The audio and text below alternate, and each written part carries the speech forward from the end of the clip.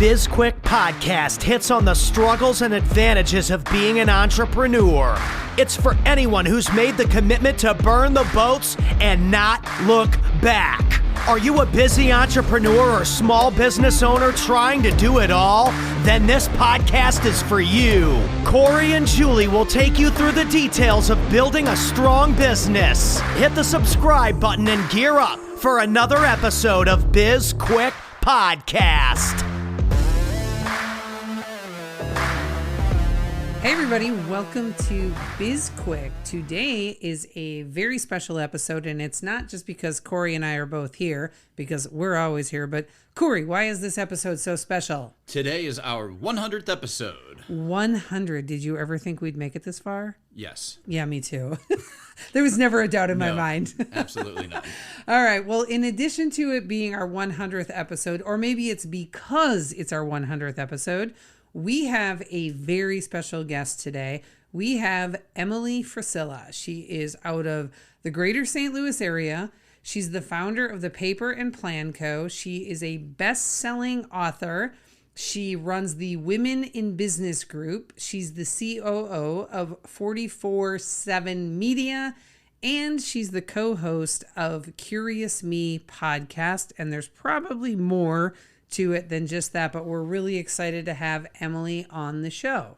Yeah, it's going to be a great episode today, and some of the things that everybody's going to have, some of the things that people have to look forward to in this episode. We're going to talk about resourcefulness and the importance of asking for help and how important your network is, because Emily's got an interesting background when it comes to how she got into becoming an entrepreneur and the hard lessons she had along the way. Mm-hmm. She's also going to talk about the importance of, core values in your business and customer service. She's really big on customer service and always has been, and it reflects in every business she's ever had. So I'm really looking forward to you guys hearing all of the advice and the stories that she has to tell. It's a really good episode. But before we bring her on the show, we're going to talk about being resourceful and what that means to entrepreneurs. Yes, and that is a quality that I think every entrepreneur needs, whether or not it's just a part of their personality or not. Because, I think that's something that you can learn. Resourcefulness? Yes. Oh, absolutely. So some people it comes easy, and some people they need training or experience or whatever.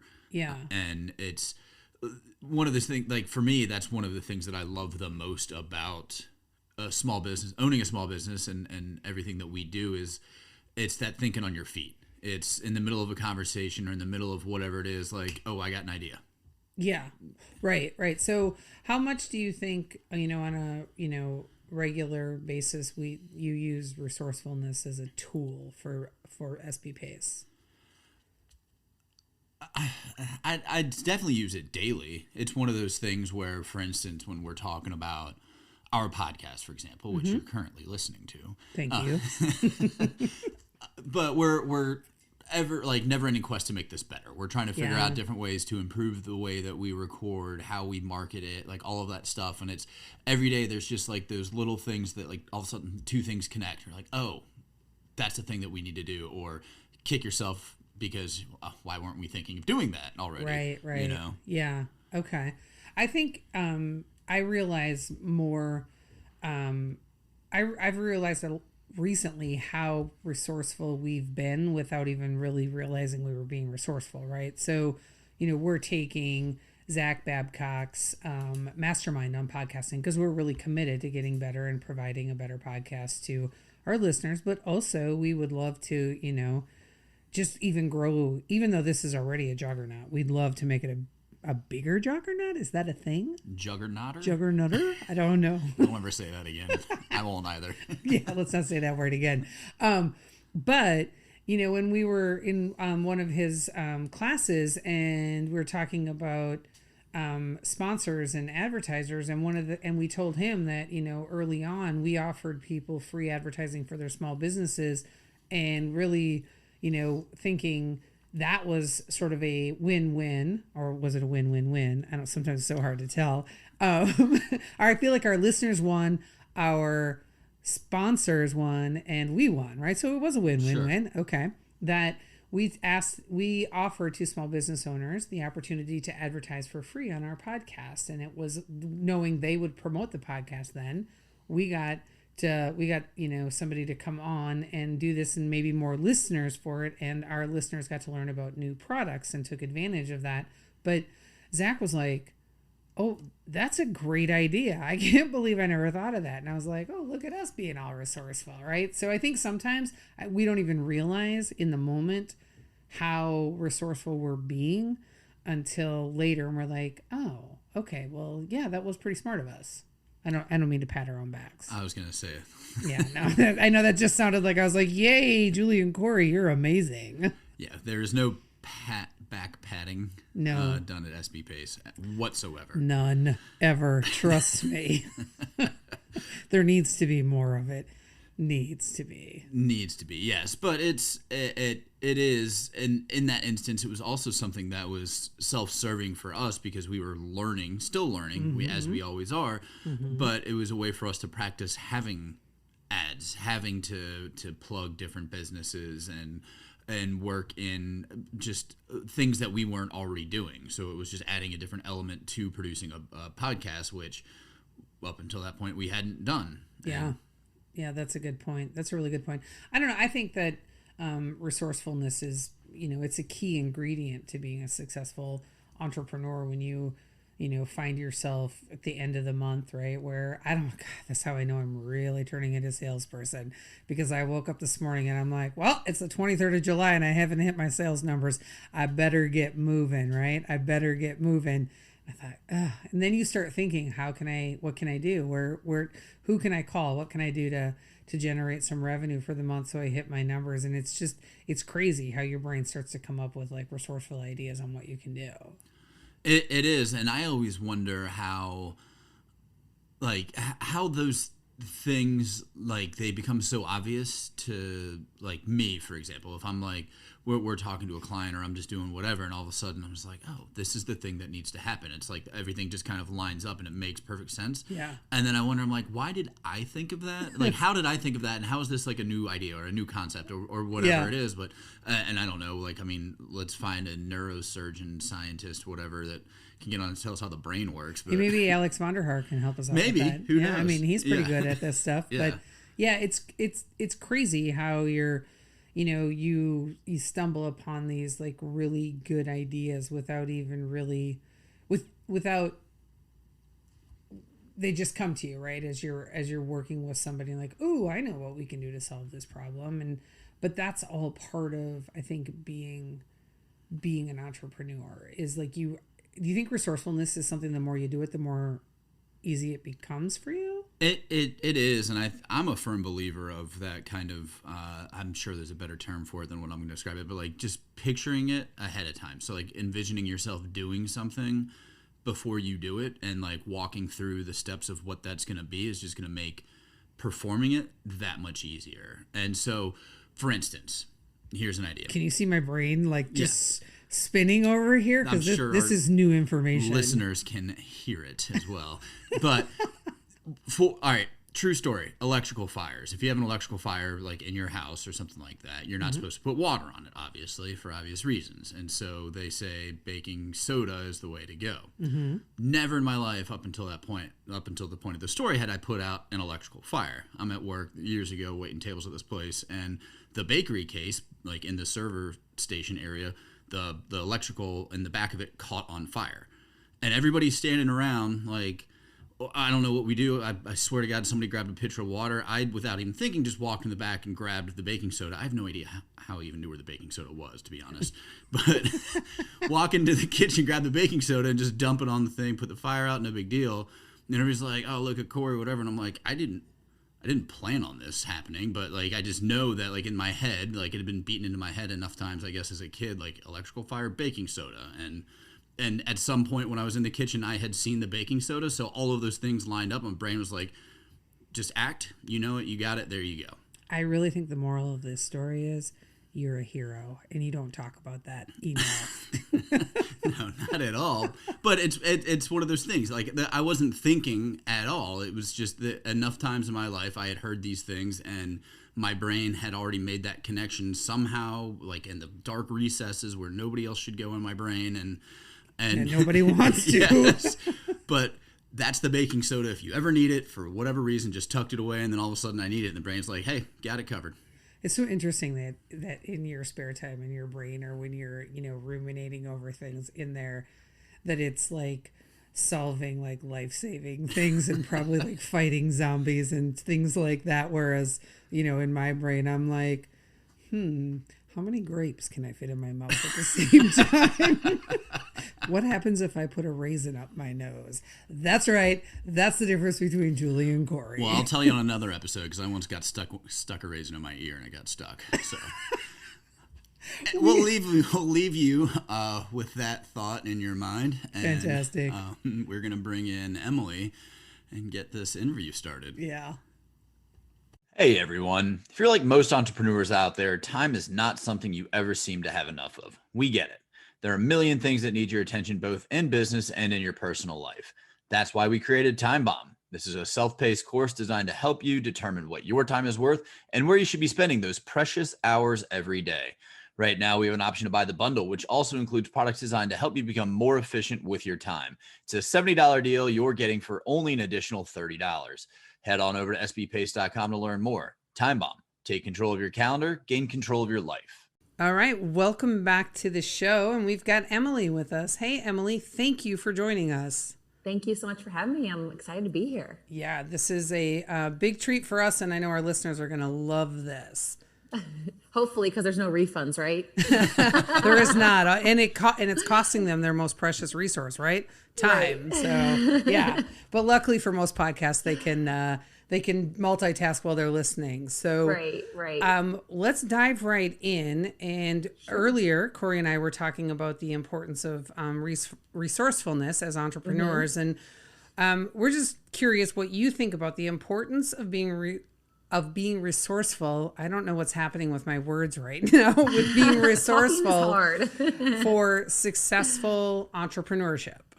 I think it's everything. I had a very big slap in the face on how to be resourceful very early on in my entrepreneurship journey when I was 20. Little backstory if the listeners don't know, I grew up on a farm. So a lot of times you see farmers and they have like all this crap in their barn that looks like it's a junkyard or something like that. But it's because when you live on a farm, you're not close to things. And if something breaks down, you have to kind of be resourceful and find pieces from other equipment and things like that to make it work, right? So that's kind of like the first way I was like dove into the resourcefulness mindset of I grew up that way. We didn't have a place in our town that sold socks or, anything like that. We had a grocery store and I think a McDonald's, and that was pretty much it. It literally had one stoplight when I was growing up. So fast forward, when I opened my first business, I had, I was 20 years old. It was all ego at play. You know what I mean? You're 20 years old. You think you're like hot stuff, right? I owned my building, I owned my property, I had some employees. I thought, entrepreneurship was like a genetic gift and I was just going to like catch it because my dad was a successful entrepreneur in the trucking and brokerage firm industry. And, I had to be resourceful because I did not manage my money well at 20 years old. I knew nothing about business. Could have asked my dad, who was great, but I was so proud. I didn't want to ask for any advice. And so I just did it myself, didn't understand cash flow, invoicing, nothing. I was like, oh, you just order stuff and then you pay for it whenever. Well, guess what? In 30 days, you got to pay for that stuff. And this was before like online banking and all that stuff. So you couldn't just like log in and see what your bank balance was. Well, I thought I had a lot more money than I did because I mismanaged my books.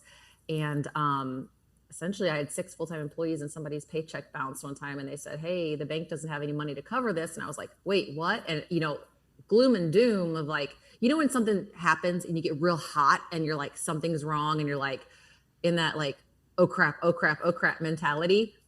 That's where I was at. And I went to the bank and I was like, there's something wrong. I was like, again, my ego was, out of control. And I was like, this can't be right. It's the bank that messed up. I've got all this money. And I didn't. I have $42.86 in my bank account. And I'm thinking, how am I going to pay the mortgage on my building, pay my employees, pay these bills? And I just, you have those breakdowns, oh shit moments where you just want to cry and like, crawl in a hole. And I had that for a couple hours. And then I realized like, okay, I went to my house, got my savings account, withdrew cash, told my employees, I lied to them and said, the bank messed up, until it's straightened out, I'm paying you cash. And so I had to be resourceful. I had to, figure out how am I going to make money and build my account back up to keep all my employees, to pay my mortgage, to, keep the lights on in the building. And so I feel like there's always two things. You're either resourceful or you're resilient. And sometimes you're resilient because you're resourceful, or you're resilient, therefore you are resourceful. I feel like those two go hand in hand. And so I just got totally scrappy, and I literally started selling my scraps. I started selling dead flowers. I made dead flower ranges. It was a floral flower shop that I made. And I put dead flowers in foam, and I used like this big glue pot and like paddles, like foam. And I made spider webs around it. I would tie like a over the hill balloon on it. And I started selling dead bouquets, and they caught on like wildfire. I literally started selling my trash in order to get money to support my business. I would take the flowers that were, only had maybe, 4 days left to live, which is not enough time, not long enough to sell it to a customer. I'd take them around to the different shops in the community with a card on the top of them that said, thank you for being a part of this community, put it on their front desk where I knew they'd have a lot of people coming through, like the checkout lanes and things like that, to see my flower shop.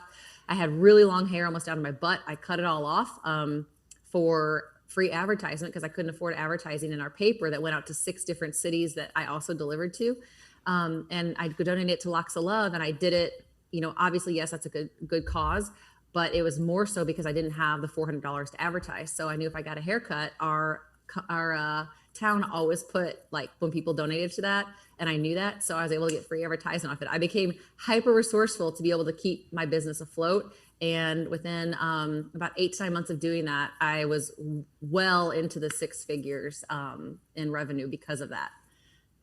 That was a long story. Sorry. No, that was a great story though. And necessity, I love that, because for most small business owners, just when you're backed up against the ropes, like you do whatever it is that you need to do, and sometimes you're not potentially proud of it, but it's everything that you need to do. And and there's that balance though, because most small business owners, most entrepreneurs, they're proud about what they are. They've got an ego. They're and they're tenacious, but to a degree that can be detrimental, because you won't stop and ask for help. Like you said, you could have asked your dad for help or advice, and you didn't.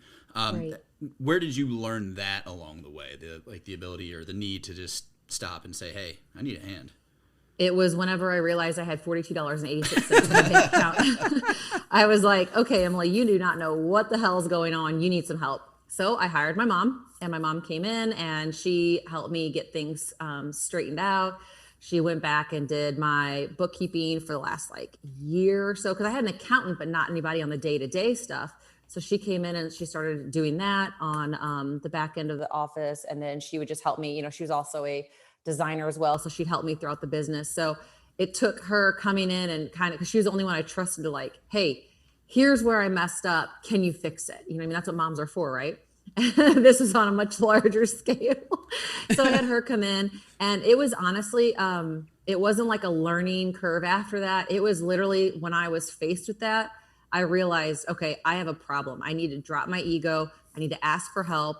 It's okay to not know something. And at that point in time, I didn't know that, because, all of the entrepreneurs I knew were hyper successful. They all looked like they had everything together. They knew exactly what to do. There were never any faults or cracks in their foundation. And through social media, I feel like that's a double-edged sword though, because a lot of people glamorize entrepreneurship when they're really not doing as great as they promote they are.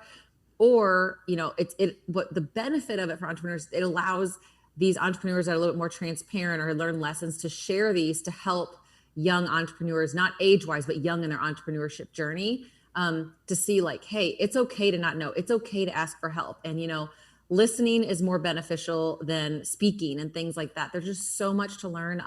But yeah, it was definitely a complete 180 whenever I saw that bank statement. Yeah, not not to the $42.86, like those $42.86, but definitely, SB Pace, our business, Corey and I's business is a little, I mean, it's new, right? We're like 16, 17 months into the journey, right? We started it as a result of the pandemic. And, when we started, we were both kind of looked at our bank accounts and said, all right, we can go, we can make it 6 months was where we both felt like we were comfortable. So we thought, well, within 6 months, we'll have revenue coming in the door, right?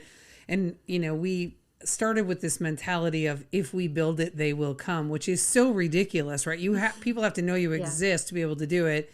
Right. And we got to that 6 month mark and we were doing a lot of work, but all of it was pretty much pro bono, right? Helping a lot of small businesses out. And then, all of a sudden it's that 7 month and it's 8 month. And I can just feel like I didn't even really realize until we hit like December that like how truly blessed I had been my whole life, because I had never worried about money. And then we got to December and my bank account was anemic and I was so stressed, but more than the stress, I was so ashamed of it and so embarrassed. And I thought I was the only person who was having that kind of a struggle in literally the world in the year of like the worst like crap that happened to small business owners financially.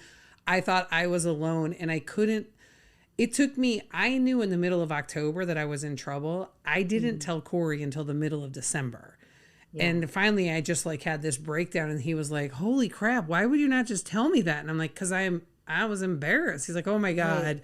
Right. But it's like, it's so important to be able to not only, understand the back office part of being an entrepreneur, but being able to be transparent about the things that are happening to you as an entrepreneur and to ask for help. Yeah. And, and just what what you just said is, because you struggle financially, which, every single entrepreneur struggles in their business financially as they're trying to build it, or they're trying to grow, because like you said, there's that mentality of, oh, if I build it, they will come.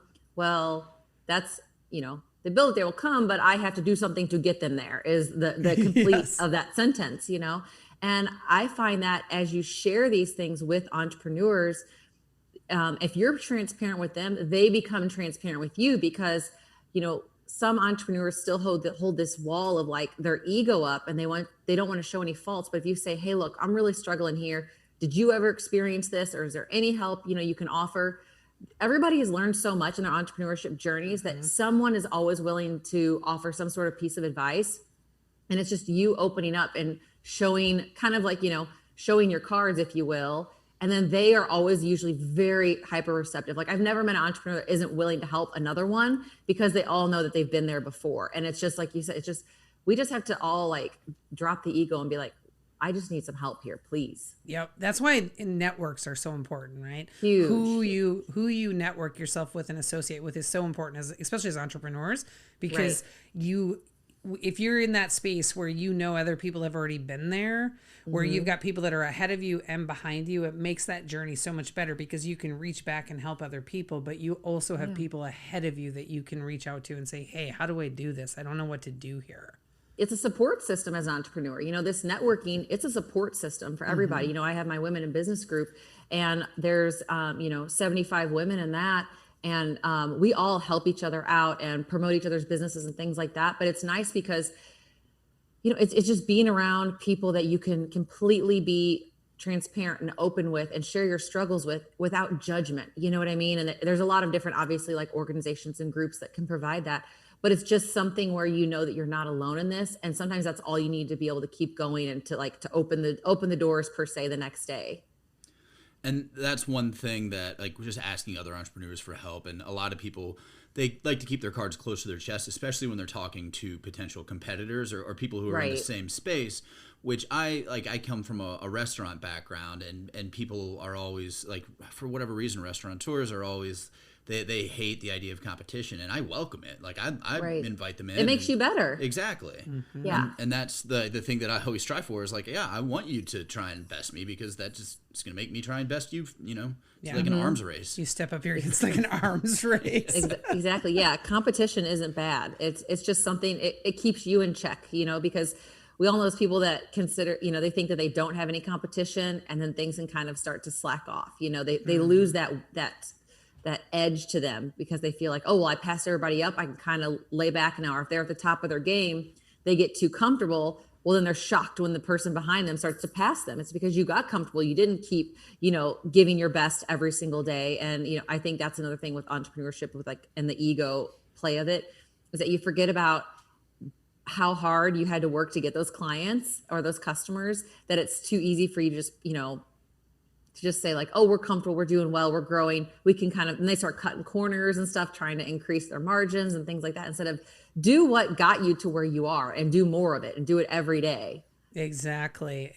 I also think that there's a little bit of some scarcity mindset that comes into play there too, right? Especially when you talk about your competition or, partnerships. And, I always try and think from the perspective of like, how can what we're doing, like who can we partner with that they can also take advantage of and benefit from what's happening in our business, and knowing that partnership, any partnership we form, is going to be better for our clients, and it's also going to be better for another small business owner. And we can't be about small business because that's all we do. That's all we talk about is small businesses, and we can't be about small businesses and not help other small business owners along the way.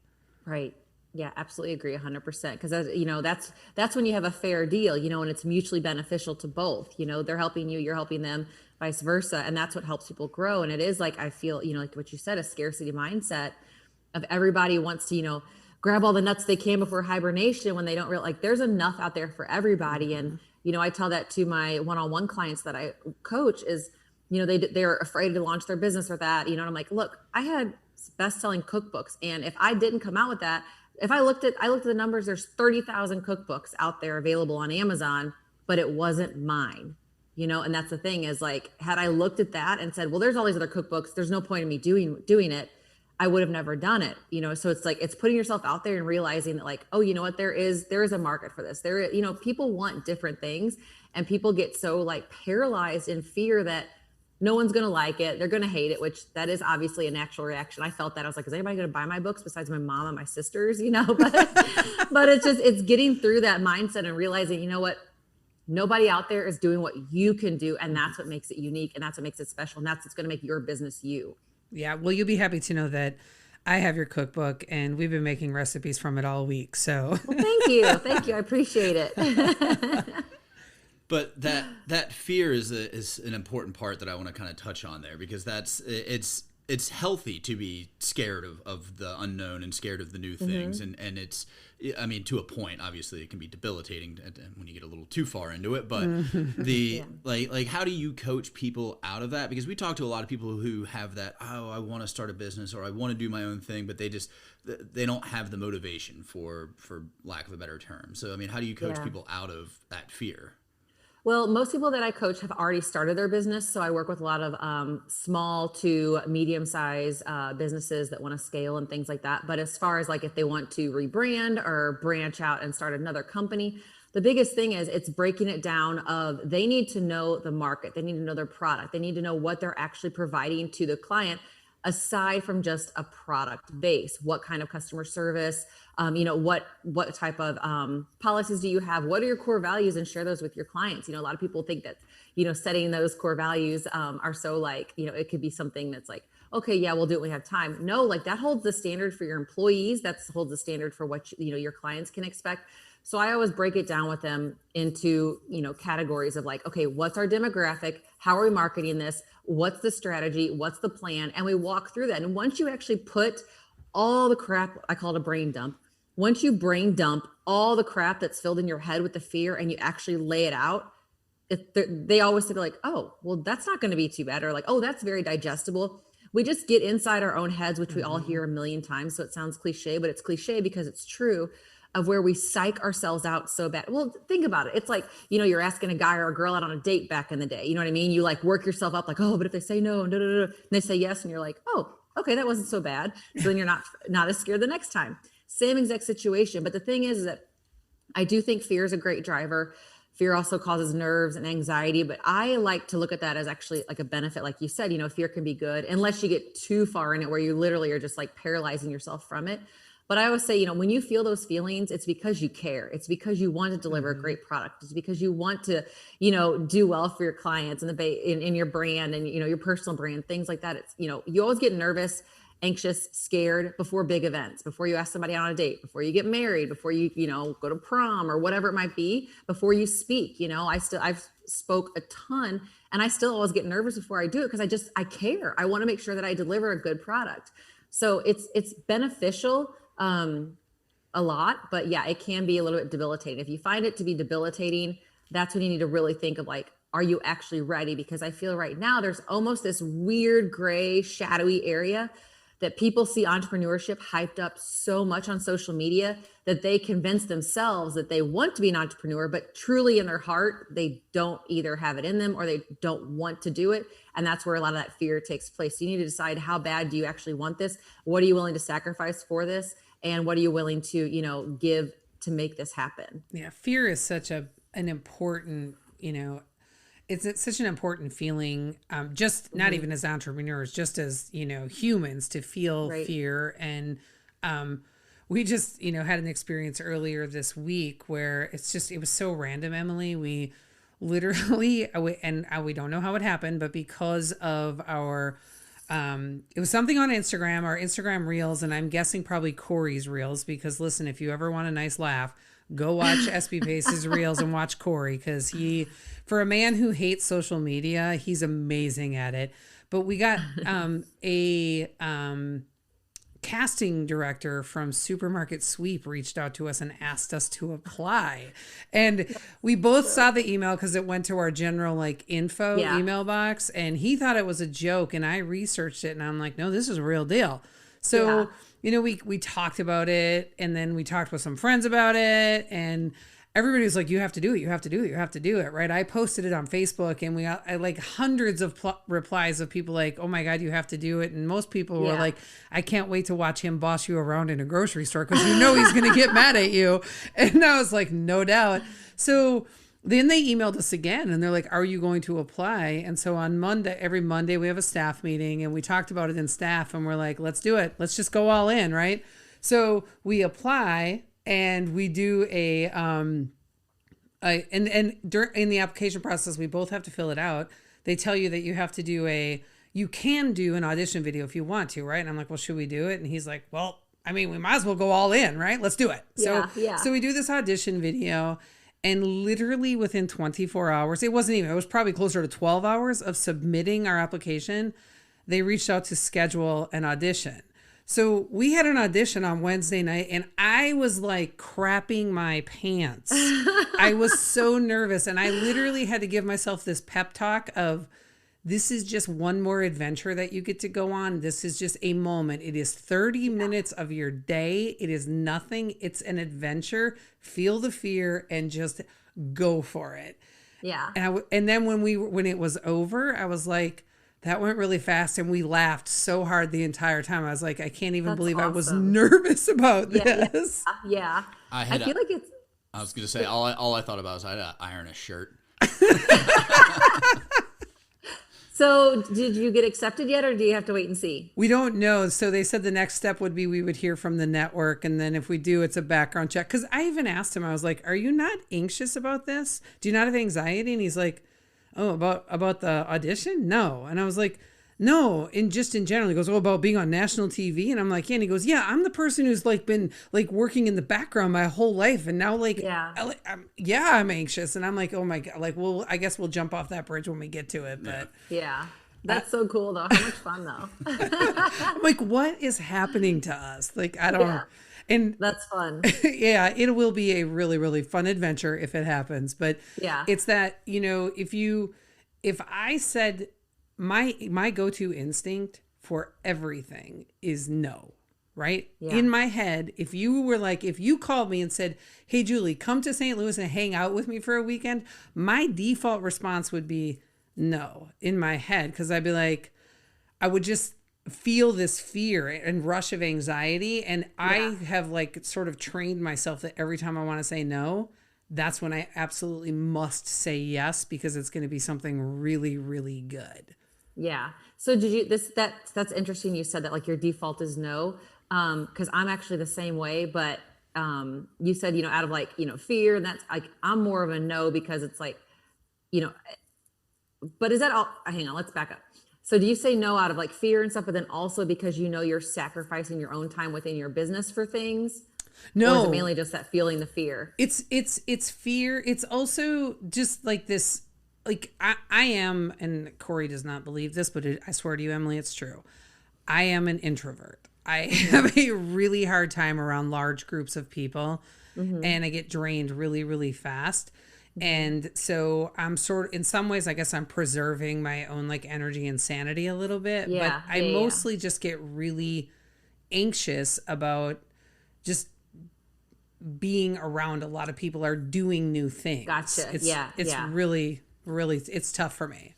Andy and I are like you. We always call it, we're introverted extroverts. Like you prefer to, kind of just like stay in your space, do your work, but you could be out there and outgoing and everything. You have that side of you too, but it is like, you just need time to like recharge and everything afterwards. So no, I was just curious about, the purpose of the no. Cause I used to not say no. And then I got like bitter and resentful towards myself because I felt like I was spreading myself too thin. So now my go-to is always no. And then if I, feel like it, or I have time or whatever, I'm at a good space with my companies, then I'll like, okay, yeah, actually I can't do that now. So I was just curious if you had like that tinge of it of like, okay, no, but I can't get everything done if I say yes to people. So I'll just say no, Yeah, I think most people have learned that I'm just going to say no. So they've stopped asking. Either that or I'm highly... They do stop asking. We don't get invited to stuff like family parties and stuff like that. 'Cause, like, it's always usually like, no. Or we have stuff going on, and I mean like extended family, not like immediate family, but it's just so comical because people know we're just going to say no. Or my girlfriends will text like, hey, do you want to do this? I know you're going to say no, but I still want to ask you. I want to go back to something that you said really early on, that it's so funny. When you said it, I immediately wrote it down because I was thinking about asking Corey this question when we were recording our part, before you joined us on the show, where you talked about resilience and resourcefulness and how related they are. And I think that on the resilient side, and I'm sure I've told this story before on the podcast, and maybe not, but I know there's a lot of people who know this about me already. If it had not been for 75 Hard, there is no way we would have ever started SB Pace, because 75 Hard was the thing that taught me the importance of doing really hard things. That's what she said. Sorry. You got to get that joke in there. I'm eventually going to be mature enough to not do that. I like that you couldn't even get the sentence out before you had to plug the joke. I know. I don't know what's wrong with me. But it was such an important developmental tool for me. And it literally like changed my life, and it was the thing that made me know like, yeah, I can start a business, because I know that I have the resilience to get through this. And there was, as when you're starting a business, there is a lot of really, really tough times early on, and it's just, you've got to have that like push to keep going. Yeah. Absolutely. Hands down. I started the paper and plan company in October 2020. Like, I think about it, I'm like, I'm just crazy, but it is like, I needed, it's that push through, because like I started a planning company in the middle of a pandemic when everything was shut down. No one could go anywhere, but hey, buy a planner to make these invisible plans. You know what I mean? So it's just, and I knew going into it that was going to be, a struggle or some, a hurdle I was going to have to face. But then again, it was that fear thing of like, well, I don't know. I already ordered all these thousands of planners, and what am I going to do if they don't sell? But then like literally it just launched and everything just handled itself. You know what I mean? I got super fortunate and it's been going great and everything like that. But it's that fear of knowing. And I already planned, not a plan B, but just kind of like, okay, so what are A, B, and C plans for marketing and getting this out? If ads and regular stuff doesn't work, what else can we do to push it? You know what I mean? Yeah. I'm curious on the Paper and Plan Co., which I love the products, right? I'm literally writing in the Jots and Jolts. And Jolts. That's my favorite. It's my favorite. Thank you. How much of the customer service and the marketing, like that foundational stuff for the business, how much of that did you sort of look at what was really successful inside of First Form and use for this company? None. I don't do anything with First Form itself. So I don't do any like the back end or anything like that. So as far as the daily operations, like I operate it. Well, actually, it's funny because First Form operates the same way that kind of like I did my flower shop. I always did like the handwritten notes and things like that. So it's kind of something I've always done. And people tease me. I had a girlfriend send me a surprise gift yesterday. And I text her thank you. And she's like, don't write me a thank you. We're past that point. I'm like, no, that's just who I am. And you're getting the thank you card. So no, the customer service and everything like that, that's just something that's always been super important to me. Andy and I are very much aligned. Even when we first met, of like how we want to do things and, holding yourself to a certain standard, because if you don't hold yourself to a standard, you allow yourself to crumble and you allow yourself too many gimmies in life. So no, I just, it's just something that I treat it the way that I want to be treated. Like if I get a package, I love it when it's beautifully wrapped and the branding's on point. If there's a handwritten note, like, if I email customer service, I'll get a response within just a couple hours, if not, within an hour. And so I just want to, because I built it to reflect what I want. And, so far it's been good. So it's been great. Yeah. Well, I think we're about out of time. I know that you're up at you've got to leave here soon. Yeah. But before we go, can you let our listeners know how they can find more out about you? Sure. The easiest way is just Instagram, just at Emily Frisella, and then everything else you can find from there. Thank you, Emily. And before we jump into our outro, I just wanted to ask you, thank you so much for coming on, but what can we do for you? What is there anything we can do to help promote your business or anything we can do for you, Emily? Oh, no, I just appreciate you having me on here and, letting me speak a little bit and share my story. And, so no, I just appreciate the support and you guys considering me and giving me the opportunity to be here. Yeah, well, thanks again, and thank you to our listeners. Everything that you need to know about this show will be in the show notes, and if you want to work with us, the ways to get in touch with us will be there as well. And you can connect with us on social media. We are everywhere: LinkedIn, Twitter, Instagram, Facebook, and we have a YouTube channel, or you can just find everything on sbpace.com. If you're listening to this podcast, don't forget to download and rate our podcast, like us, and give us a review. And if you have any topics or if you want to be a guest, head over to our website where you can fill out some forms and get in touch with us. Yes, lots of forms. Lots and lots of forms. Just kidding. There's just one. It's not even that long. Also, I don't know if you guys know or not, but we wrote a book. It's called Seriously, Now What? A Small Business Guide to Disaster Preparedness, and we so regret that we couldn't make that title just a little bit longer. It is a #1 bestseller on Amazon. It has a digital download workbook for all of these exercises and maybe even some word searches included in there. Not really. And if you've already bought the book, you can please head back to Amazon and rate and review that as well, because we love the feedback. That is it for our 100th episode. I'm Corey. I'm Julie. And this was BizQuik, helping small businesses across America.